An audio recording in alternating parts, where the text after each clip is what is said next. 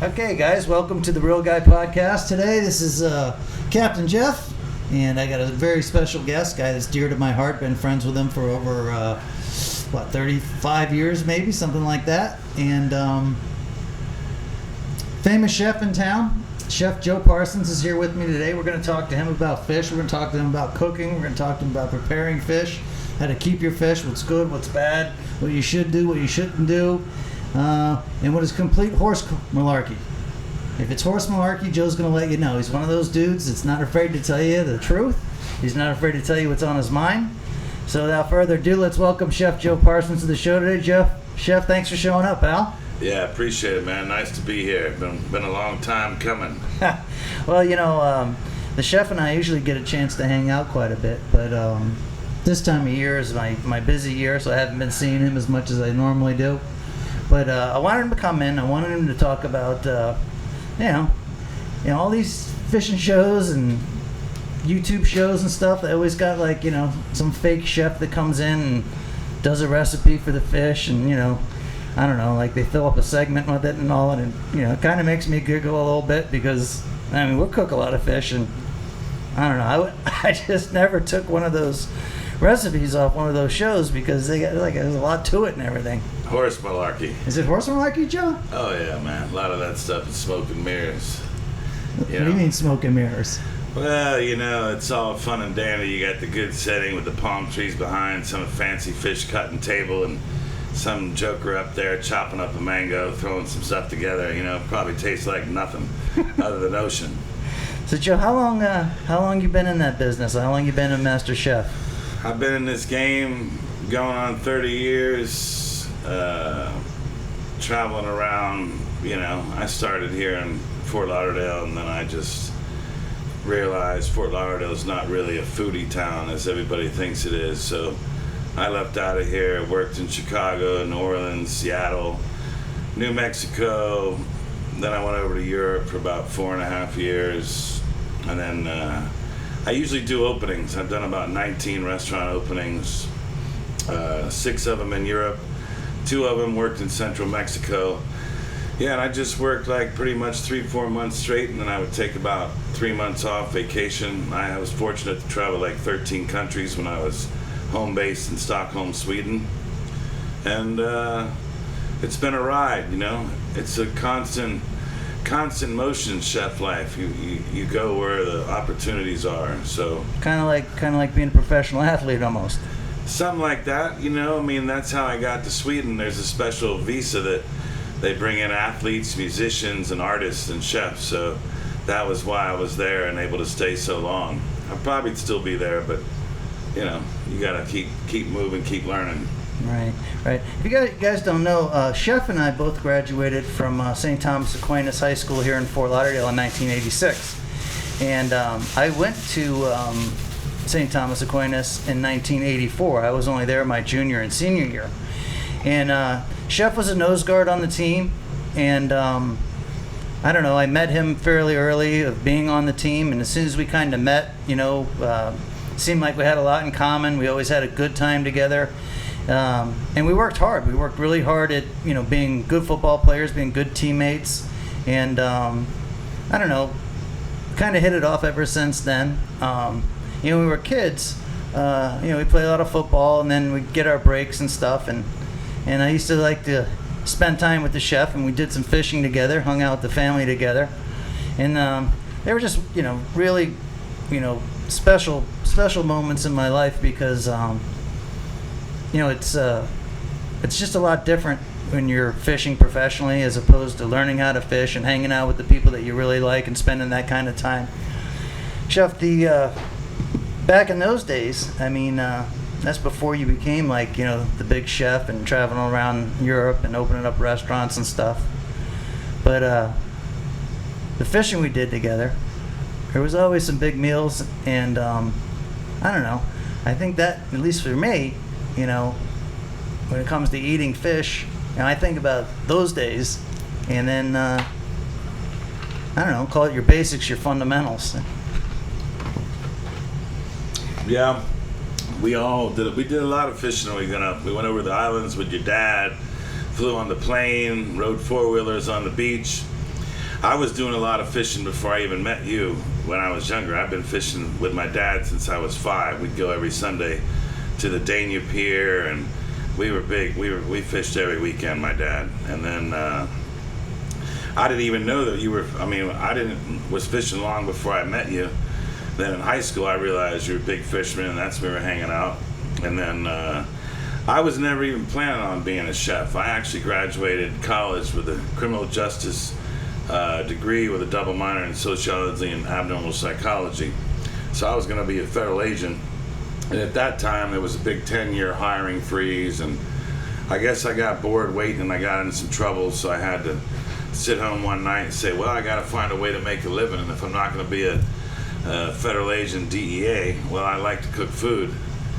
So that's how it happened. And then ever since, it's been just kind of a, rolling on. That's cool. And got to feel fairly fortunate that you're able to travel the world and pick up different cultures and, kind of be a part of a whole lot of places besides the United States. Because, one of the things about Americans is, let's just say that there's a lot of people in America that think the world revolves around America, and it definitely doesn't.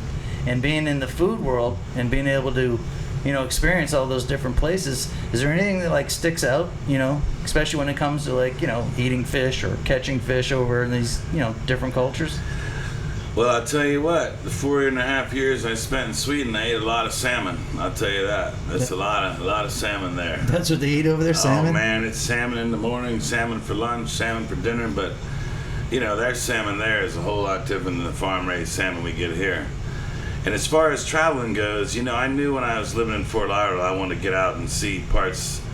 I make a joke sometimes, which is probably not really funny for most Floridians, but, when you talk to people down here, it's hard to talk to them about traveling to Europe and everywhere, because a lot of people think Florida is paradise and they haven't been north of Disney World and south of Key West.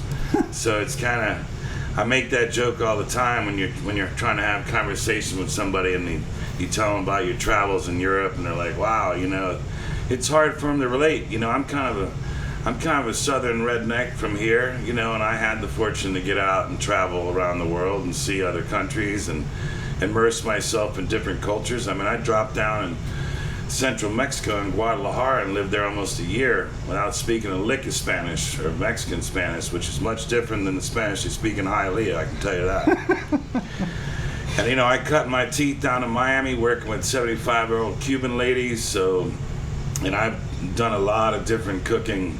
I worked in Providence, Rhode Island on Federal Hill, which is a famous street, all Italian, back from the early 1900s. I had the privilege of working for Kenny Silvestri and Buddy Cianci, who was the mayor at the time in Providence, getting my Sicilian chops.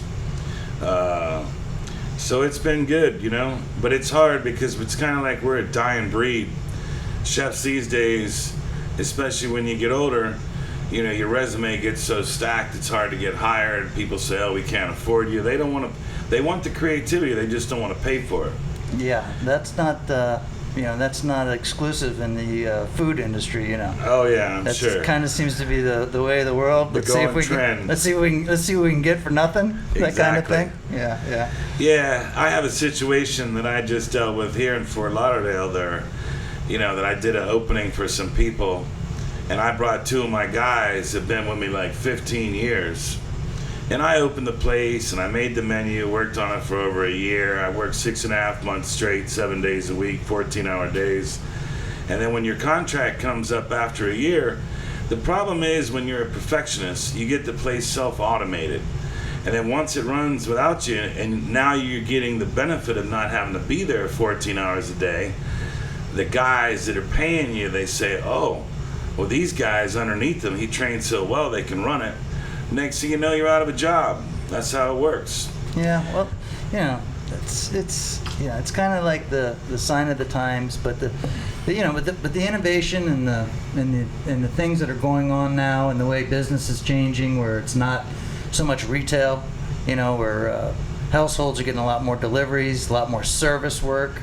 So hopefully there's some light at the end of the tunnel for some of the guys that can really do something special, in the kitchen.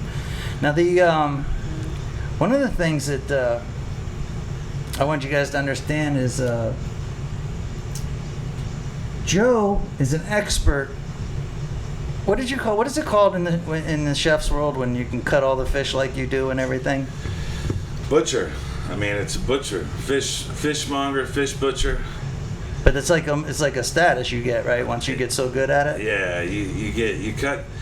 You know, I've probably cut more fish than most people have eaten in their whole life, but that's the joy of it. I mean, and actually, I learned to cut fish. I spent a lot of time in Bimini when I was growing up with my father's friend who had a big 52-foot Bertram, and we'd fish during the day, and I'd stand on the docks, and when the boats would come in, I would just sit there and slay fish for all the boat guys coming in.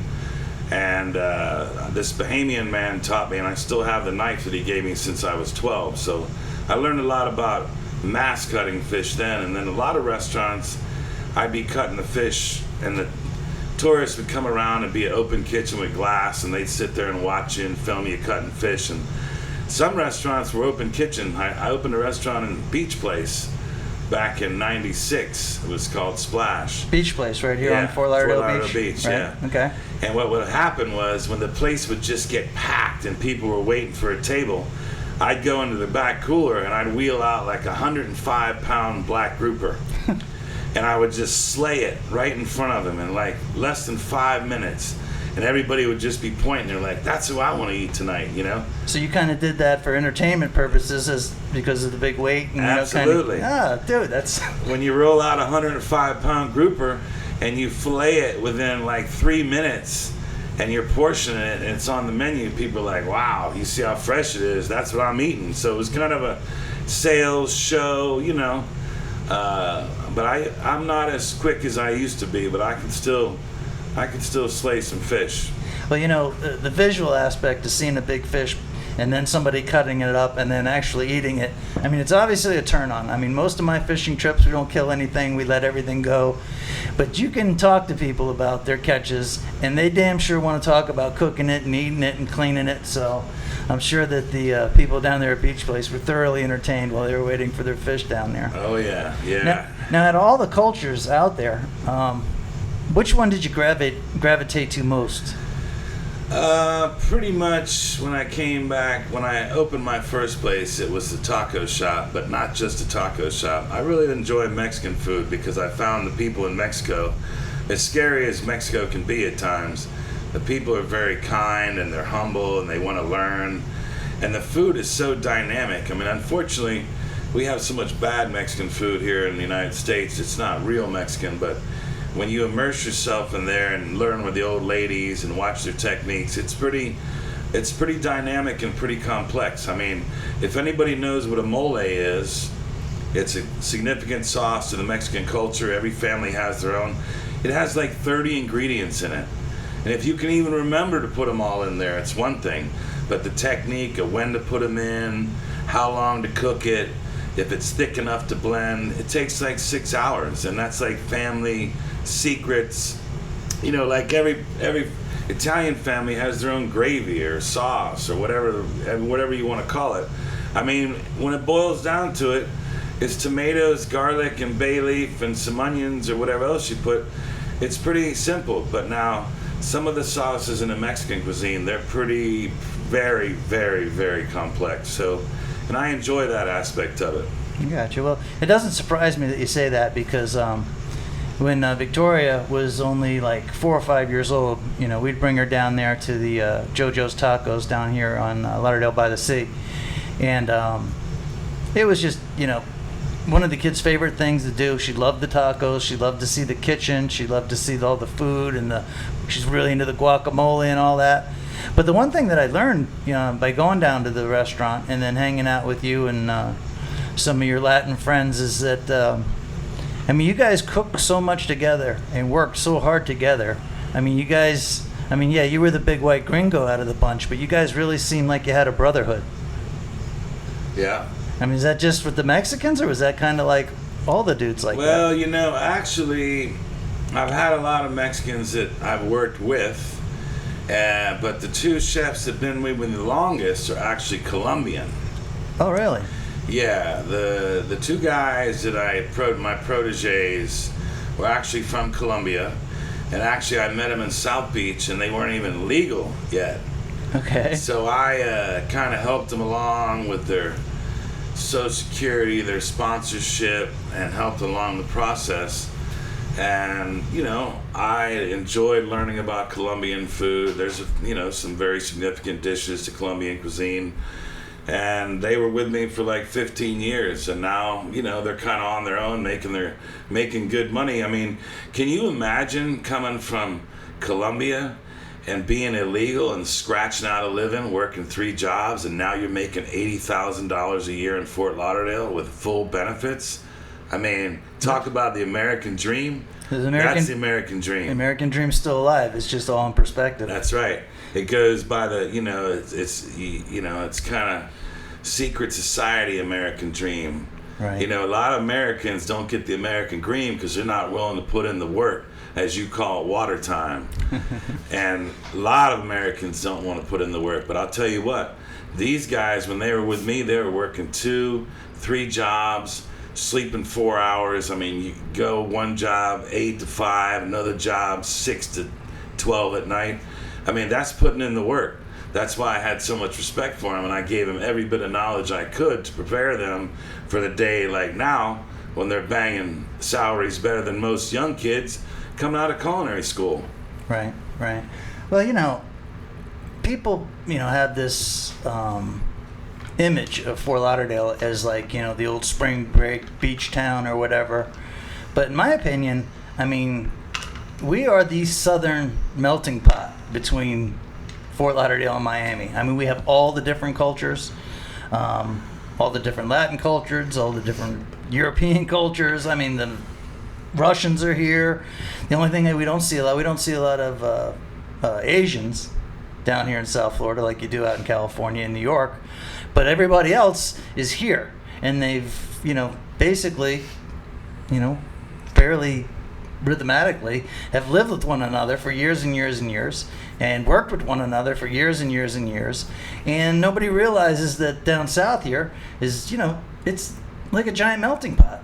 I mean, even the fishing guides, you got your, old southern rednecks, types. You got, people like me, just regular old dudes. We got Cuban guys. We got friggin' one of my friends is from the UK. I know an Australian guy. You got Shane Purcell, redneck from Louisiana. I mean, this is the southern melting pot, and people don't even realize it. But if you come down here and you spend a little time, whether you're going to the restaurants or you're hanging out on South Beach or you're going fishing, you will experience it if you're here between Fort Lauderdale and Miami. Yeah, I'll tell you a funny story touching on that note that is actually my trip today. I took a road trip. You were talking about Asian population. Today I decided I was going to make some fresh wakame salad because I'm tired of everybody saying, oh, I had wakame salad at a sushi place. It's the same wakame salad that every sushi place buys in all of South Florida. And there is an Asian community. If you go up Sterling Road on past 441 in Davie, there's a Vietnamese place where I had lunch today called Pho 79. And it's probably some of the best Vietnamese in all of Broward County. And there's also a market there that you can get everything from live turtles to frogs to stone crabs to eels. And they have every Asian ingredient known to man. Like just today I bought dried seaweed, dried mushrooms, Thai chili powder. I mean, and most chefs that are from here their whole life, they don't even know this place exists. When I go in there, I get lost for like 2.5 hours. I have a hard time getting out of there. I just try to get out of there early enough to beat the traffic to get north. And it's funny because most common Fort Lauderdale folk wouldn't even be caught dead in this market, and they have no idea that it exists. So it's all about if you want to branch out, and most people wouldn't pull into this shopping plaza. Well, most people aren't that comfortable just diving into these other cultures. Like, hey, I'll roll right in here and get what I need, and then make that kind of food. I mean, people are pretty much they're set in their ways, but not everybody's got the the background and the familiarity with the different cultures and the different food, and like, you've opened up restaurants in different countries and stuff. These people don't even know what these countries are. Right, but they'll brag to all their friends that they went and spent $150 at Basilic Vietnamese in Lauderdale by the Sea. So, well, that everybody wants to brag about all these fancy places they go, but they couldn't tell you the difference between a macadamia and a cashew. Well, that goes along with the fish too. Yeah. I mean, yeah. I'm glad you're here, because this is something that I hear all the time when I'm either relatives, friends, out with dinner with friends of friends or whatever, and they know that I'm a fishing guide. So they want to talk to me about the fish that they eat and how great it is and how fresh it is and what the best type of fish is and so on and so forth. And you listen, and you kind of know something about fish when you fish every day, especially the local fish. And I think the biggest misperception about so-called fresh fish is that somebody caught it like yesterday or the day before. I mean, on average, I'm not saying like a low-end restaurant. I'm not saying like a super high-end restaurant. But I'm saying like the, nice restaurants, good restaurants.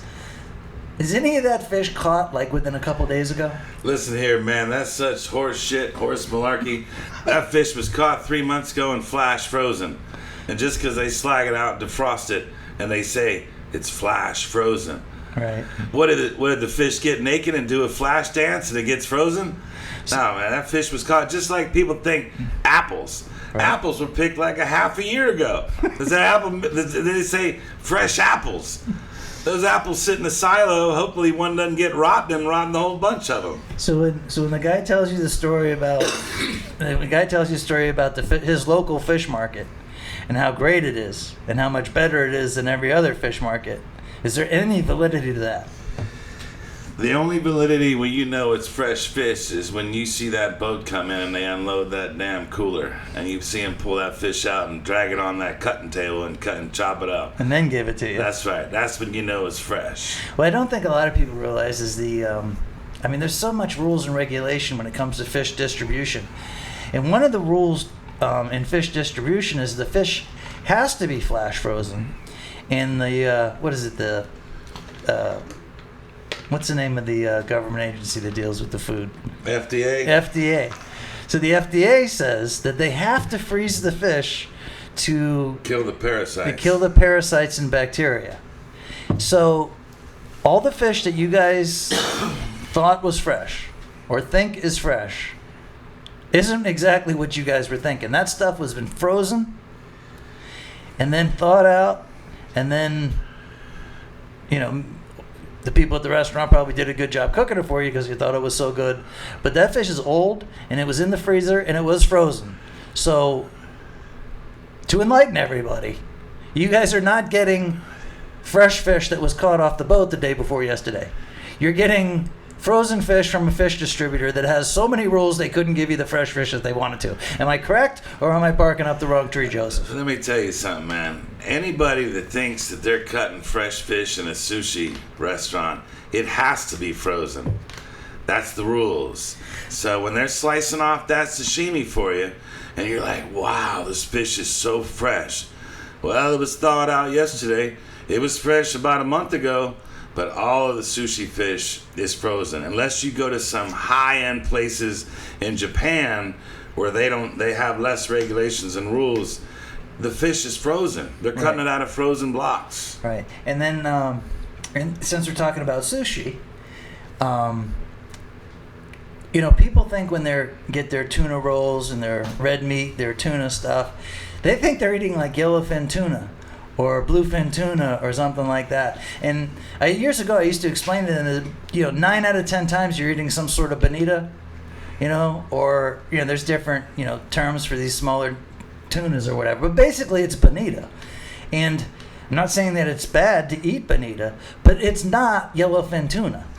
Am I correct, or am I barking up the wrong tree, Joe? No, I love it when people they go to these restaurants and they get that bright pink looking tuna and they say, wow, look at the color of this tuna. It's called saku. It's gassed with CO2 to make it look that color. It doesn't come naturally that color. Just like I talked about earlier about the seaweed salad, the wakame.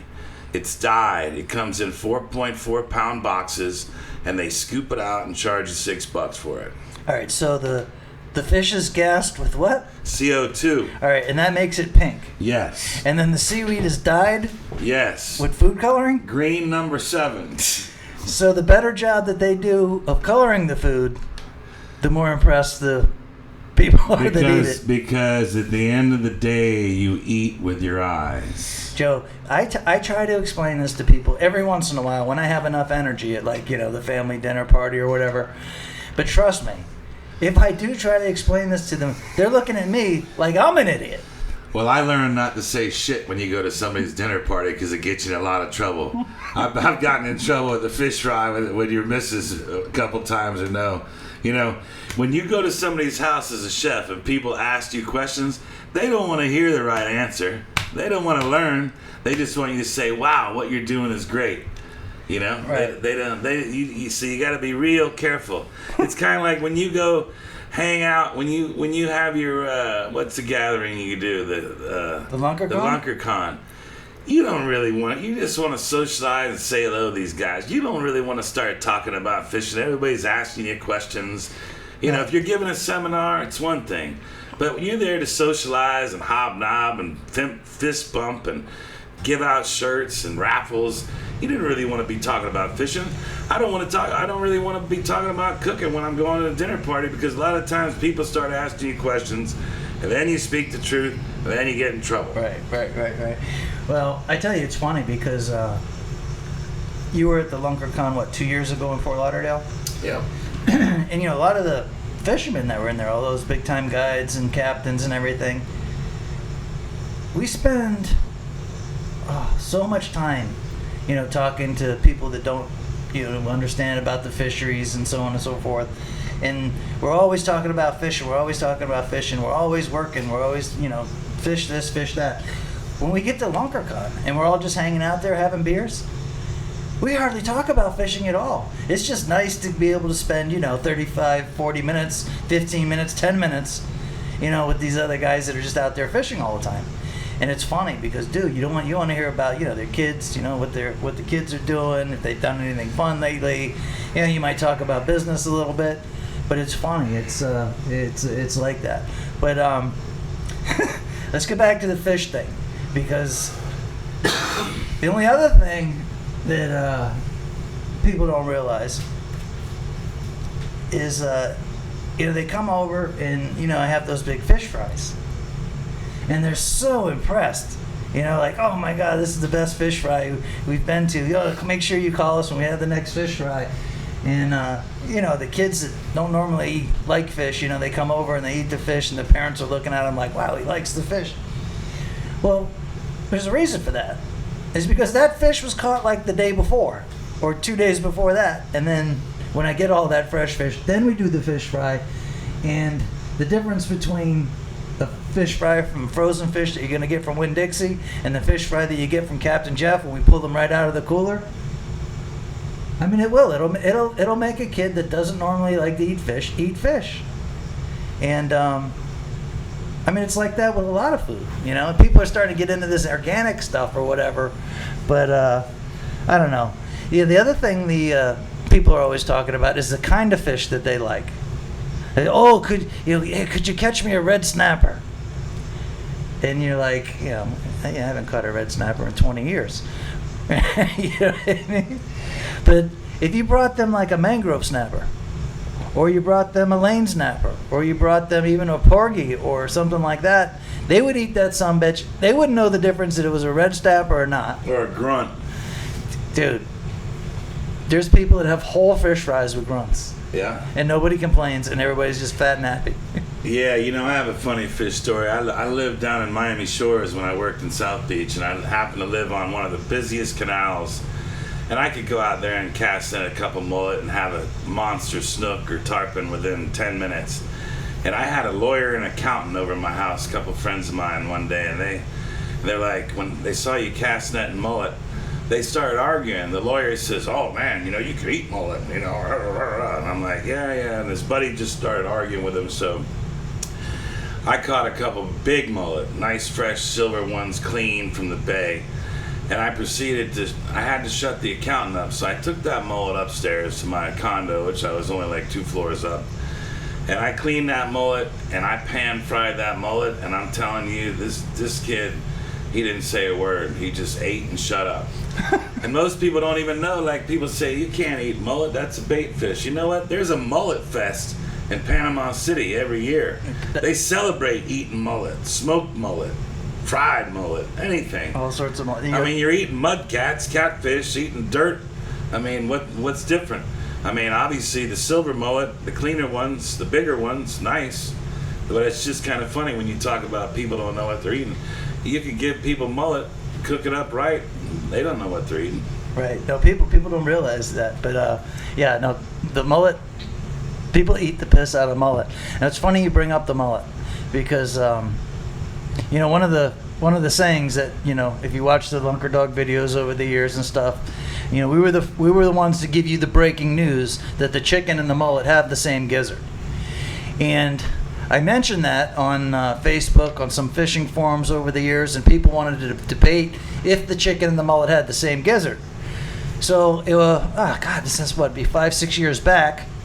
I went down to the butcher store and I got a 4-pound chicken, whole chicken, guts in it and everything. And then I got a 4-pound hog leg mullet. And I proceeded to take the hog leg mullet and the 4-pound chicken down to Chef Joe's kitchen, where we got the correct knives out and the correct cutting board, and we cut the chicken open and we cut the mullet open and we laid the gizzards side by side, and we scientifically proved that the chicken and the mullet had the same gizzard. If you'd like to see that video, go to YouTube, type in Lunker Dog, chicken and the mullet got the same gizzard. I'm sure it'll pop up. Watch the video. It's scientific fact. And we have proof on YouTube that the chicken and the mullet had the same gizzard. Now the question for you, Joe, is if we took chicken gizzards and we took mullet gizzards and we fried them up during the fish fry, would people be able to taste the difference between the chicken and the mullet's gizzard? Oh, that'd be a different story. So you think you'd be able to taste it? You'd be able to taste it. But you can't see it. Nah, and I'll never forget that day because you brought me a frozen mullet. It was kind of funny. Well, dude, you know. Yeah, it was like I was trying to carve a frozen fish, embarrassed myself on the video. That was funny. Dude, but during the video, it is now undisputed scientific fact that the chicken and the mullet do have the same gizzard. That's right. And you only hear that. You only hear that in the Real Guy Network. You only hear that from real guys. You were not going to, stumble upon that in the dictionary. You're not going to stumble upon that type of conversation when you're out to dinner.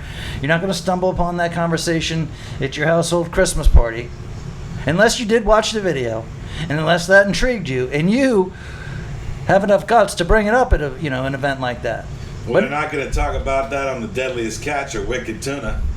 Oh my God, the Wicked Tuna thing. Wicked Tuna has I've watched all the episodes of Wicked Tuna because one of the problems with being a fisherman is the TV content. There's just not enough there. So if anything that has to do with fishing, including Wicked Tuna, you end up watching. So I watch all the Wicked Tuna episodes. And one of the things that burns my ass until this year, which burns my ass even more, which we'll get into later, but one of the things that always burned my ass about the Wicked Tuna dudes is how often they would talk about feeding their family. You know what I mean? Like, and then they show how much money that they won over the course of the year, and that they had to feed their family through the winters and stuff. Well, I don't know how much it costs, the cost of living in Massachusetts, but I know it ain't cheap. And I know what the cost of living here is in Fort Lauderdale, and it ain't cheap.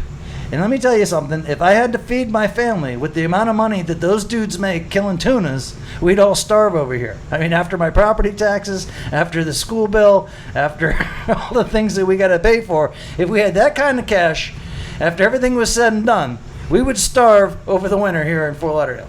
So the feeding the family thing with the Wicked Tuna thing makes me want to puke. Yeah. You feel me? I hear you. Oh my God, they must have said it 10,000 times. So if somebody says something 10,000 times, the chances of that having any factuality to it at all, it's probably not true. All right, I just got off my Wicked Tuna rant. Yeah, Wicked Tuna. Do you watch the episodes? I've watched it a few times. I don't really want to watch guys sit around sleeping on a boat waiting for a fish to bite. Yeah, well, it's like, modern day, supposedly, reality TV. Well, reality TV ruins a lot of different, how do you say, careers. I mean, it's saturated. It doesn't ruin the career, but it ruins the perception of the career. It hurts the craft. That's a better way to put it. Right. It disrespects the craft. Yes. I mean, like I see these cooking shows, and half of them are a joke, but it's just saturated the market when people think it's real.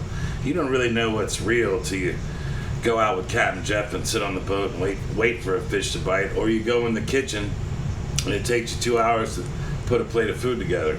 That's real. Right. This shit you watch on TV, these guys that every ingredient's right next to them. Well, who chopped it? The mice? Ratatouille? They do it in the middle of the night. It just shows up on the table. And you throw it in the pan and you cook it. Yeah, that's not real. But it's TV. So that's what people want to see. Well, I don't know if they want to see it, but that's their choices on TV. I think if they wanted to see TV that bad, then YouTube and Instagram and Facebook and all that other crap that that would have totally failed. If TV was any good, all those social media platforms would have totally failed. So TV totally blows. And I think like if they did reality TV and actually kept it somewhat real, yeah, okay, it wouldn't have like this crazy drama and all that. And I think the crowd or the viewership would be much smaller. But I think you're better off with a smaller viewership of genuine, real people than you are with a huge viewership of people that either one are misled, don't care, or pastime, whatever you want to call it. Just aren't really into it. And I kind of learned that. I kind of learned that on the social media platforms. Like if I wanted to get more social media views, I would do stuff that I don't normally do. You know what I mean? Like go catch a shark, or fish with a chick that has a G-string on, or I don't know, cook a fish in a mason jar. I don't know, anything stupid or anything like totally that you wouldn't normally do. That's what you do if you want to get a lot of views on the social media platforms. Well, it's kind of funny going back to eating fresh fish. The reality is you don't know who's handled that fish and where it's been. Now, there's many times I've been out on fishing boats and you catch a fresh mahi and you butcher it right there and you have some lemon, some salt, some whatever, some saltine crackers and Tabasco. You fillet that and you cut yourself some sashimi right on the boat. Squeeze some lime on it, put some salt on it. That's fresh fish. And you can trust it because it came right out of the water. You cut it and you're eating it. There's plenty of times, and that's safe. So, I mean, and as far as the cooking shows and the TV shows, I'm going to tell you what. You can take 10 people, random people, that brag that they watch the Food Network and they watch all the cooking shows. Well, I'm going to tell you something. I damn sure you bring those 10 people in the kitchen 7 o'clock in the morning and you work a 14-hour shift and see how it is to be in a real commercial kitchen, I bet you 2 would come back the next day. Yeah, if that many. I mean, you're talking about 2 different ball games, but the perception of it, I mean, it's not, the big glamour thing. Yeah, it's the same thing with the guide business. I can't tell you how many times, people, they think that, being a fishing guide is like, the life of, leisure. Like for Riley. Right. Like we just like hang out on the boat and have pina coladas, and then when the client shows up, we roll out there and catch a few fish, and then we come back, and then we have more pina coladas and listen to some Jimmy Buffett, and that's horse malarkey. That's not the way it goes. I mean, every fisherman that's ever fished for fish, from the creation of time, has had to bust their ass to catch fish. Same with feeding people. It's not like, an easy thing to do. But very much alike where, you work hard at something and you master it and then you actually have a gift that people, can relate to. But anyway, Chef, thanks for coming in. Thanks for doing the podcast with us. Yeah, thanks for having me. I mean, if there's anything else, that you want to, tell the fishermen out there, or the listeners, or our audience, I mean, feel free. But, if you want to just take over, go right ahead. I want to tell a funny story to tell you how long Capt Jeff and I go back. We go back in high school, but then we both got recruited by some of the same colleges out of high school. And the funniest story we'll ever be able to tell anybody, and I'll tell it till I croak over, is his grandmother lived in Valdosta, Georgia. And we went on a recruiting trip. She actually lived in Americus, Georgia. Well, Americus, Georgia, right. And then we were going right. to Valdosta, Georgia. Yeah, Americus, Georgia, that's right. She lived in Americus, and we were going on a recruiting trip to Valdosta, Georgia. Make a long story short, Jeff was DJing at the time. He got some fresh music from New York City, breakdance music, and we're meeting up with a DJ friend of his. Well, he was waiting for us to go to this party. So we get in his mom's town car that we drove up there in, and this kid, man, he takes us out. We're out in the middle of nowhere in cornfields. There's no lights anywhere around. I mean, it's in a pitch dark, pitch black. We're driving through dirt roads. There's no turns. We're in cornfields. They said, turn here. Well, turn where? Oh, at the next opening. We drive out 10 miles out in the middle of nowhere, and all of a sudden you see the lights of this huge barn. And make a long story short, we get out with this cat, we go in there, they're waiting on Jeff to bring the music. We walk in there, and needless to say, we were two of the only white folks in there. Yeah, we're the only two white dudes in there. Drinking our 40s. And then we got up and we were on the stage, Jeff started playing music, and we started dancing to the oak tree, and next thing you know, everybody was giving us beers, Old English. I mean, we were dancing with the crowd. We had the crowd going nuts. Dude. And we didn't even think about bringing any beer. I mean, everywhere you turn, there was people offering us a hit off their 40. I'll never forget that. We danced like it was crazy. But I mean, dude, those were good times. Those were good times. That was the very beginning of hip hop, and yeah, I had a friend Charles out there, and God, he could not wait to bring us to this house party. And we roll up in this thing, and they got the party. Yeah, they got the big DJ thing going. There got to be 200 people in the place, and we broke out the fresh jams, and people went nuts, started dancing. Dude, we danced so hard, and we had so much fun. Dude, it's funny you brought that up. Those were good times. Those were good times. The only two white folk amongst 200-300 people in a barn party out in the middle of the cornfield. And something you can never imagine. And everybody was having a blast. That's right. Those were good times. Those were good times. As you can see, Chef Joe and I, we go way back. Chef's a real guy. We became real close friends, busting our ass together, playing football. We've been friends ever since. And I just want to, thank Chef Joe for being in here. If you guys have any questions or whatever, reach out to me on one of the social media platforms for Chef Joe. And Chef, thanks for coming in. Thanks for having me. All right. Great, man. Run that dog, pal. All right.